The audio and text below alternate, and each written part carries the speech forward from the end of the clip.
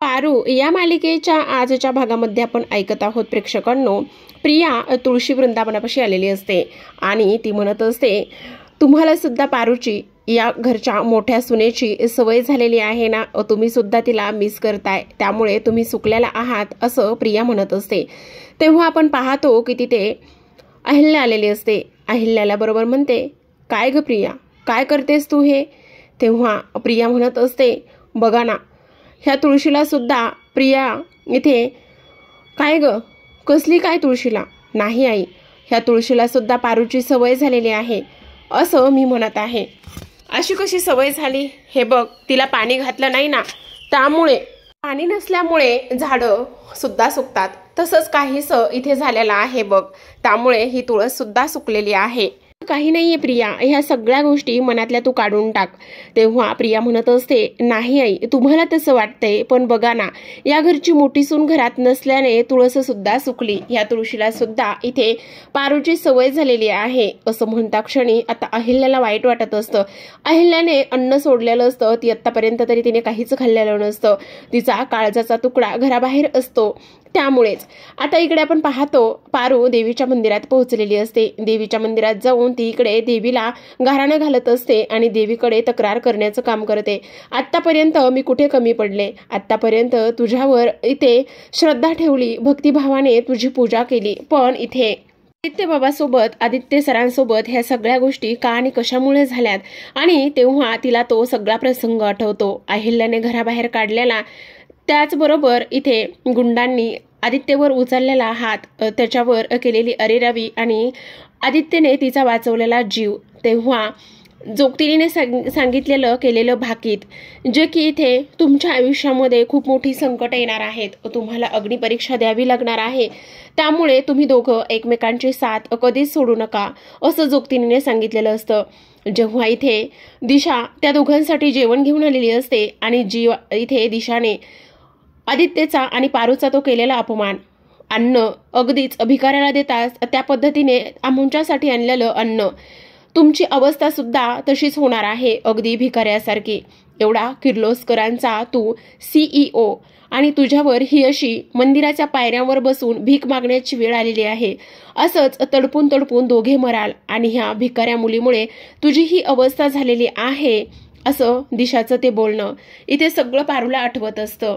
सुद्धा तुझी वेळ गेली नाही, आत्ताच्या आत्ता ह्या मुलीसोबत तू राहू नकोस, आत्ताच्या आत्ता ह्या मुलीला तू इथून सोड आणि ह्या मुलीला सोडून इथे घरी ये, बघ तुझे पुन्हा चांगले दिवस येते, घे असं म्हणून तिने तो भरवलेला घास हे सगळं पारूला आठवत असतं। आणि पारूला आठवत असताना ती इकडे देवाकडे प्रार्थना करत असते, काय चुकलंय माझं, माझ्यावरती ही सगळी वेळ का आणि कशासाठी आणलेली आहेस, हे सगळं आता इथे पारू देवाकडे बोलूनच म्हणत असते। पण इकडे मात्र सगळ्यात महत्वाचं म्हणजे आदित्य सरांना ह्या सगळ्या गोष्टीची सवय नाहीये। एक वेळा मी हे सगळं काही सहन करेल, पण आदित्य सरांचं काय, त्यांना ह्या कुठल्याच गोष्टीची सवय नाही देवी आई, तू अशी का वागलीस आमच्यासोबत, तू असं करायला नको होतंस असं इथे ती बोलत असते। पारू म्हणत असते, आतापर्यंत तुझी एवढी सेवा केली, पण त्याचं फळ तू काय दिलंस मला, का अशी आमच्यासोबत वागलेली आहेस? आज आम्ही रस्त्यावर आहोत, खायला अन्न नाहीये, राहायला डोक्यावर छप्पर नाहीये। अगं माझं एक ठीक आहे, मला ह्या समद्या गोष्टीची सवय आहे, पण आदित्य सरांचं काय, त्यांना ह्या गोष्टीची सवय नाहीये। मी एक बायको म्हणून माझं कर्तव्य आहे त्यांना पोटभर जेवायला देणं, त्यांचं पोटभर इथे त्यांना खायला घालणं, पण ते सुद्धा मी करू शकत नाही। काय चुकलंय माझं देवी आई, काय चुकलंय? मला न्याय हवा आहे, काहीतरी कौल दे जेणेकरून आमचं आयुष्य मार्गी लागल, माझी काय चूक झालेली आहे, बोल ना देवी आई, काय करणार आहे मी आणि आम्ही कुठे जायचंय, काय करायचंय? देवी आई, इथे माझी देवी आई, मी ज्या देवी आईला इथे देवी मानलं, तिने आज आमच्याकडे पाठ फिरवली, आदित्य सरांची ह्या समद्या गोष्टीमध्ये काय चूक आहे, सांग ना देवी आई असं इथे ती बोलत असते। तर गुरुजी तिथे बसलेले हे सगळं पारूचं बोलणं ऐकत असतात आणि गुरुजींनी हे सगळं पारूचं बोलणं ऐकल्यानंतर त्यांना सुद्धा खूपच मोठा धक्का इथे बसलेला असतो। आता गुरुजींनी हे सगळं बोलणं ऐकल्यानंतर गुरुजी लगेचच उठतात आणि उठल्यानंतर देवी आई समोर जो प्रसाद असतो, प्रसाद म्हणजेच की काही केळी असतात, ते गुरुजी केळी हातामध्ये घेतात आणि पारू समोर येतात आणि म्हणत असतात, हे घे पोरी, बहुतेक तुझ्या नवऱ्याला खूप भूक लागली आहे आणि आत्ता तुला ह्या गोष्टीची गरज आहे, हे प्रसाद घे आणि तुझ्या नवऱ्याची भूक भागव. तेव्हा पारू म्हणते, पण गुरुजी, तेव्हा गुरुजी म्हणतात, हे बघ, पण बिन काहीच करू नकोस, हा देवी आईचा संकेत आहे, देवी आईने दिलेला हा कौल आहे असं समज आणि देवी आईच्या प्रसादाला नाही म्हणू नये, हा प्रसाद घे आणि तुझ्या नवऱ्याची भूक भागव असं म्हणून आता गुरुजींनी इथे पारूच्या हातामध्ये केळी दिलेले असतात. तेव्हा आता लगेचच पारू स्वतःच्या डोळ्यात असलेलं पाणी पुसते आणि गुरुजींना नमस्कार करते. गुरुजींना नमस्कार करून लगेचच ती आता आदित्यकडे निघालेली असते. तर आपण इकडे दुसऱ्या बाजूला पाहतो, दिशा घरी पोहोचलेली असते. किर्लोस्कर मेन्शन मध्ये ती पोहोचते आणि पोहोचल्यानंतर तिला आदित्यने तिच्या कानाखाली मारलेली ती गोष्ट आठवत असते. आदित्यने तिचा केलेला अपमान, त्याच्यासाठी ती अन्न घेऊन गेली होती, पण तरी सुद्धा आदित्यने एक अन्नाचा कण घेतला नव्हता. तुझ्या हातचं अन्न खाण्यापेक्षा मी विष खाऊन मरणं पसंत करेन असं आदित्य तिला बोललेला होता. आणि तेव्हा हे सगळं मला नकोय, आत्ताच्या आत्ता तू इथून चालती हो असं म्हणून सनकण वाजवलेली कानाखाली हे सगळं आता इथे दिशाला आठवत असतं. आणि ह्या सगळ्या गोष्टी दिशाला आठवत असताना तिचा राग मात्र खूप जास्त अनावर होत असतो. किती नाही म्हटलं तरी आदित्यने आज तिचा एवढा अपमान केलेला असतो, तो सुद्धा कानाखाली मारून. दिशा म्हणत असते, आदित्य, माझ्या कानाखाली मारून तू खूप मोठी चूक केलेली आहेस, तू असं करायला नको होतंस, तुझ्या आयुष्यातली ही खूप मोठी चूक आहे असं दिशा म्हणत असते. माझ्या कानाखाली मारणं तुला खूप जास्त महागात पडणार आहे. आता इथून पुढे मी तुला आणि तुझ्या आईला, अहिल्याला आणि आदित्यला कधीच एकत्र येऊ देणार नाही, हे मात्र नक्की आहे. आता मी अहिल्याच्या कानामध्ये अशा काही गोष्टी भरेल जेणेकरून तुझी आई तुझा एवढा राग आणि तिरस्कार करेल की काही विचारू नको. तुला हे शहर सोडून नक्कीच जावं लागेल आदित्य, अशी मी सोय करेल. काही जरी झालं तरी सुद्धा तू पुन्हा किर्लोस्कर मेन्शनमध्ये, किर्लोस्करच्या या घरामध्ये, या प्रॉपर्टीमध्ये तुझा पुन्हा हात आणि हा पाय सुद्धा रोवणार नाही, याची मी पूर्ण काळजी घेईन. कारण आता तू दिशाचा राग बघतोयस, कारण आतापर्यंत ही दिशा जरा बरी वागत होती, पण आता मात्र तू दिशासोबत एवढं सगळं काही केल्यानंतर तू खूप मोठा पंगा घेतलेला आहेस असं सुद्धा आता इथे दिशा बोलत असते.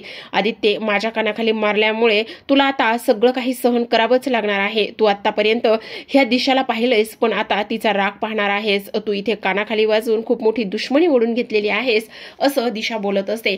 तर आता दिशाने हे सगळं काही ठरवलेलं असतं. ऑलमोस्ट दिशाने ह्या सगळ्या गोष्टी करण्यासाठी हळूहळू पावलं तर उचललेलीच असतात प्रेक्षकांनो. पण सगळ्यात महत्वाचं म्हणजे आदित्यने कानाखाली वाजवल्यामुळे ती अजून भयंकर चिडलेली आपल्याला पाहायला दिसत आहे. तर इकडे दुसऱ्या बाजूला आपण पाहतो की आता आदित्य एकटाच पारूची वाट बघत बसलेला असतो. तेव्हा पारू धावतच येते आणि पारू धावतच आल्याबरोबर आदित्य तिला म्हणतो, काय हे, कुठे गेली होतीस, तुम्हाला किती भूक लागली. तेव्हा लगेचच आता इथे पारू जो देवी आईचा प्रसाद मिळालेला होता तो देवी आईचा प्रसाद घेऊन आदित्यला देते आणि म्हणत असते, आदित्य सर, तुम्हाला भूक लागली असेल ना, आणि त्यामुळेच मी हे सगळं तुम्हाला तुमच्याकरिता आणण्यासाठी गेले होते असं इथे ती त्याला सांगत असते. काय हे पारू, किती उशीर झालेला आहे, तुला कळत नाही का. तेव्हाच पारू लगेचच त्याला ती आणलेली केळी देत असते. खरं पाहायला गेलं तर आदित्य पटकन केळी खायला सुरुवात करत असतो आणि एक दोन केळीचे घास खाल्ल्यानंतर त्याच्या लक्षात येतं की माझ्याबरोबरच पारू सुद्धा ह्या घरातून बाहेर पडलेली आहे. मग तिने कुठे काय खाल्लेलं आहे, ती सुद्धा आतापर्यंत तर उपाशीच आहे ना, तिने काहीही खाल्लेलं नाहीये. मग मी असा कसा वागू शकतो, मी इथे असा कसा पारूवर ओरडू शकतो. आणि त्याचबरोबर इथे पारूने माझ्यासाठी हे जेवणाची सोय केली, खाण्यापिण्याची सोय केली, आणि तरी सुद्धा मी तिच्यासोबत ह्या सगळ्या गोष्टी अशा नाही वागू शकत असं पटकन आदित्यच्या लक्षात येतं. आता ह्या सगळ्या गोष्टी आदित्यच्या लक्षात आल्याबरोबर लगेचच आदित्य पारूला सॉरी म्हणत असतो आणि तो म्हणत असतो, नाही पारू, तुला सुद्धा ही केळी खायची आहे असं म्हटल्यानंतर पारू म्हणत असते, नाही आदित्य सर, तुम्ही खाऊन घ्या. पण इथे तो म्हणत असतो, नाही, तुझ्या गोष्ट लक्षात येते का, तुला सुद्धा खायचं आहे, तू सुद्धा इथे माझ्याबरोबरच घरातून बाहेर पडलेले आहेस आणि तुला सुद्धा भूक लागलेलीच असेल ना. मी असं कसं वागू शकतो पारू, मी असं वागायला नकोय. आणि हे बघ, इथे हे सगळं माझ्यामुळे तुला सहन करावं लागत आहे, ह्या सगळ्या गोष्टी माझ्यामुळे तुझ्या नशिबी आलेल्या आहेत. मी बघ ना कुठे होतो, काय होतो, आणि आज माझ्यामुळे तुझ्यावर ही अवस्था आलेली आहे, ही वेळ आलेली आहे असं आदित्य बोलत असतो. तुला एक गोष्ट सांगू का, जेव्हा हे व्रत तू केलं होतंस तेव्हा तुझ्यावरचा राग होता म्हणून मी इथे उपाशी राहिलो होतो, पण मला उपाशी राहणं हे काही झेपत नाहीये बघ, मला ते असह्य होते, मला ते सहनच होत नाही असं आदित्य बोलतो. आणि हे बघ, आज ना काही करून काम शोधलं पाहिजे, काही करून आपल्याला कामाचं जुगाड आणि काम शोधलंच पाहिजे. लवकरात लवकर एक काम कर ना पारू, तू लवकरात लवकर सगळ्या इथे सामानाची यादी कर, सामानाची लिस्ट कर, आपण सगळं इथे सामान भरूयात आणि मी लवकर जातो आणि पटकन फ्रेश होऊन येतो. फ्रेश झालं की मग मी लगेचच काम शोधण्यासाठी आपल्याला काहीतरी करावं लागेल असं इथे तो बोलतो. तर आपण दुसऱ्या बाजूला पाहतो की आता दामिनी सोफ्यावरती येऊन बसलेली असते. ती म्हणत असते, वहिनीने असं इथे का आणि कशासाठी आणून बसवलं आहे मला कळतच नाहीये. एकतर मला एवढी भूक लागलेली आहे, इथे वहिनींनी उपवास धरलेला असेल किंवा वहिनींनी मात्र इथे त्यांनी अन्न सोडलेलं असेल, पण माझं काय, मला काही उगाच शिक्षा होते असं म्हणता क्षणी दिशा सुद्धा तिथे येते. आणि दिशा तिथे आल्यानंतर ती आदित्यच्या जाग्यावर बसते. आता दामिनी तिला म्हणत असते, दिशा काय करतेस तू, उठ लवकर इथून, ही आदित्यची जागा आहे. पण दिशा मात्र तिचा फोन बघण्यातच व्यस्त असते. इकडे आता अहिल्या आणि त्याचबरोबर श्रीकांत आलेले असतात, त्यांच्या जाग्यावर ते बसतात. तर इकडे लगेचच आता प्रीतम आलेला असतो. प्रीतम म्हणत असतो, ए दिशा, तुझी हिंमत कशी झाली या आदित्य दादाच्या जाग्यावर बसण्याची, चल आत्ताच्या आत्ता तिथून उठ, आणि ही आदित्य दादाची जागा आहे, तू समजतेस काय स्वतःला, तुला ह्या जागेवर बसण्याचा काही एक अधिकार नाही, काही एक हक्क नाहीये तुझा, पटकन उठ असं म्हटल्याबरोबर आता श्रीकांत आणि अहिल्या प्रीतमकडे पाहत असतात. पण इकडे मात्र ती काहीच बोलत नसते. तर पुन्हा प्रीतम तिला बजावत असतो, उठ म्हणून सांगितलंय ना. तेव्हा मात्र दिशा म्हणत असते, एक मिनिट, तो आत्ता ह्या घरामध्ये आहे का, नाही ना, मग त्याच्या जागेवर मी बसले तर काय फरक पडतो. तेव्हा प्रीतम म्हणतो, तो या घरात असो किंवा नसो, त्याची जागा ही नेहमीच रिकामी पाहिजे आणि तो येईल ह्या आशेवरच. आणि सगळ्यात महत्वाचं म्हणजे तुला त्या जागेवर बसण्याचा अधिकार कोणीही दिलेला नाही, समजलं तुला. आणि तू समजतेस काय ग स्वतःला, कोणी सांगितलं तुला त्या जागेवरती बसण्याचा, तुला उठ म्हणून सांगितलंय ना. पण दिशा मात्र इथे त्याच्यासोबत अरे रवीला लागलेली असते. ती म्हणत असते, नाही उठणार, जे काही करायचं आहे ते तू करू शकतोस असं ती त्याला बोलत असते. अरे प्रीतम, तुला एक गोष्ट लक्षात येते का, ह्या घराची मालकीन अहिल्या देवी, त्यांना आदित्यचा एक अंश सुद्धा ह्या घरामध्ये नकोय, तर मग तू फालतू जागेवरून का बरं एवढा आरडाओरडा करतोयस असं दिशा प्रीतमला सांगत असते. तर आपण इकडे पाहतो, आदित्य बाहेर जाऊन आलेला असतो आणि तेव्हा पारूला त्याने तिथेच बसायला सांगितलेलं असतो. पण पारू आता तिथे नसते, त्यामुळे तो खूपच जास्त पॅनिक होतो, खूप जास्त रागराग करत असतो. पारू कुठे गेली असा विचार करत असतो. तेवढ्यातच आता समोर पारू आलेली असते आणि पारू समोर आल्याबरोबर आदित्यची खूप जास्त चिडचिड होते. तो म्हणत असतो, पारू तू वेंधळीस का, वेडीस का, कुठे गेली होतीस, आणि जरा तुला कळतंय का कुठे जायचं, काय करायचं, ह्या गोष्टी तुला कळतायत का. पारूवरती तो ओरडत आणि अरडत असतो. तेव्हाच पारू म्हणत असते, आदित्य सर हे घ्या, मी तुम्हाला त्रास होईल आणि तेव्हा तुम्हाला कॉफीची गरज आहे ना, आणि म्हणूनच मी इथे तुमच्याकरिता कॉफी आणायला गेले होते, पण त्या दादांकडे कॉफी नव्हती, म्हणूनच मी तुमच्यासाठी इथे चहा घेऊन आलेले आहे, प्लीज घ्या ना चहा असं म्हणून आता आदित्य लगेचच तोंडाला कप लावतो. पण इथे त्याच्या लगेच पटकन लक्षात येतं की आपण पारूवरती ओरडून किती मोठी चूक केलेली आहे.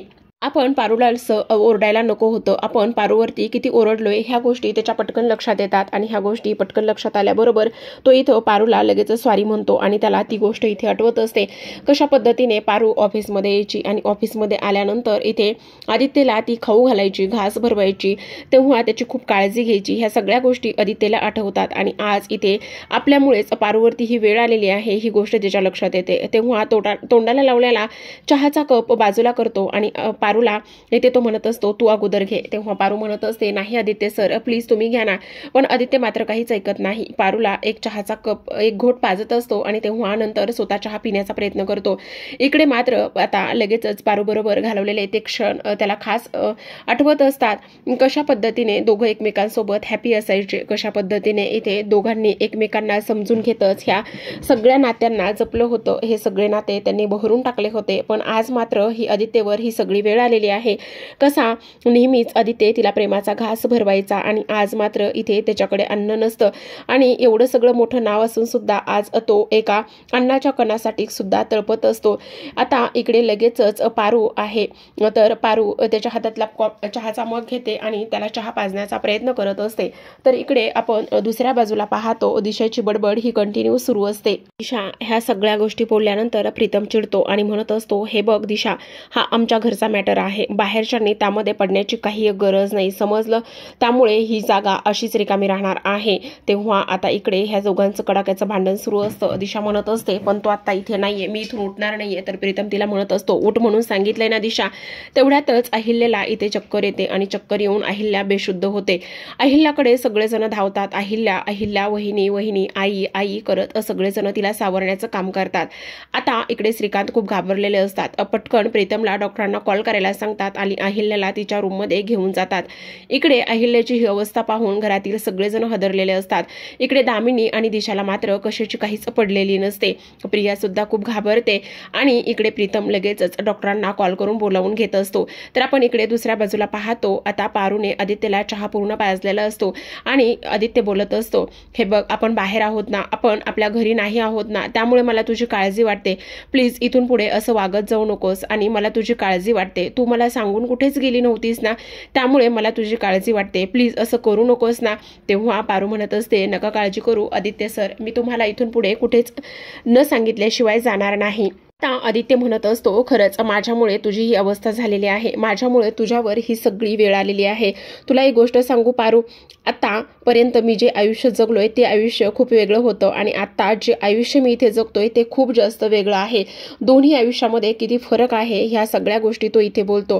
पण ह्या सगळ्या गोष्टींमध्ये इथे तू माझ्यासोबत आहेस ही गोष्ट तेवढीच महत्त्वाची आहे. पण इथून पुढे तू मला अजिबात सोडून जाणार नाहीयेस असं मला वचन दे. तेव्हा पारू म्हणते नाही आदित्य सर, मी कायम सोबत असणार आहे आणि मी तुम्हाला इथून पुढे कुठेही न सांगितल्याशिवाय कुठेही जाणार नाही असं ती आता त्याला बोलत असते. तर इकडे आपण किर्लोस्करांच्या घरामध्ये किर्लोस्करांच्या बघण्यामध्ये पाहतो की आता इकडे अहिल्याला चेक करण्यासाठी डॉक्टर बोलावलेले असतात आणि अहिल्याला डॉक्टर तपासत असतात. आता डॉक्टरांनी तपासल्यानंतर इकडे मात्र डॉक्टर सांगतात बहुतेक त्यांना खूप जास्त ट्रेस आलेला आहे. ट्रेसमुळे ह्यांनी ह्या सगळा काही इथे गोष्टी घडलेल्या आहेत. काय झालेलं आहे आता इकडे त्यांनी जेवण वगैरे केलेलं नाहीये का असं सांगितल्यानंतर लगेचच आता इकडे प्रिया म्हणत असते नाही त्यांना ट्रेस आलेला आहे आणि त्यांनी जेवण सुद्धा जेवलेलं नाहीये. तर इकडे दामिनी लगेचच दिशाला तिथून बाहेर घेऊन जात असते. दिशा म्हणत असते काय चाललंय तुमचं. पण दामिनी म्हणते चल पटकन बाहेर, मला तुझ्याशी काहीतरी बोलायचंय असं म्हणून त्या दोघी तिथून निघून जातात. ते म्हणजे बाहेर काहीतरी डिस्कस करण्यासाठी. तर आपण इकडे पाहतो डॉक्टरांनी इथे चेक केलेलं असतं आणि सगळं काही इथे डॉक्टरांनी सगळ्यांना सांगण्याचा प्रयत्न केलेला असतो. आता इकडे आपण पाहतो की आदित्य इथे खूप जास्त रडत असतो. त्याला खूप जास्त घरची आठवण येत असते. तो म्हणत असतो आतापर्यंत माझ्या आयुष्यात सगळ्या काही गोष्टी होत्या पण हे सगळं असं अचानकच झालेलं आहे. तेव्हा पारू मात्र त्याला सावरण्याचा धीर देण्याचा काम करत असते. म्हणत असते आदित्य सर काळजी करू नका, आता बघा ही आपल्यावर जी काही वेळ आलेली आहे ती सुद्धा लवकरच दूर होईल, फक्त आशा ठेवायची. तेव्हाच आदित्य म्हणत असतो खरंच पारू तू किती आशावादी आहेस ग, म्हणजे समोरच्या माणसाच्या मनामध्ये किती दुःख असलं काही जरी असलं तरी सुद्धा इथे तू त्याचा हिरमोड अजिबात होऊ देत नाहीस आणि इथे खरंच तुझ्याकडे पाहून खूप काही गोष्टी इथे शिकण्यासारख्या आहेत. आणि मला आतापर्यंत एक गोष्ट कळलेली आहे, माणसाने आयुष्यामध्ये कधीच निराश व्हायचं नाही. पारू तू काळजी करू नकोस, आता आपण सगळं आपलं नव्याने इथे उभारू आणि मी तुला कधीच इथे दुःख देणार नाही. तर आपण इकडे दुसऱ्या बाजूला पाहतो दिशा चिडचिड करत असते. ती म्हणत असते तुम्ही मला इथे का बरं घेऊन आलेला आहात. तेव्हा दामिनी म्हणते अगो काय झालेलं आहे इथे.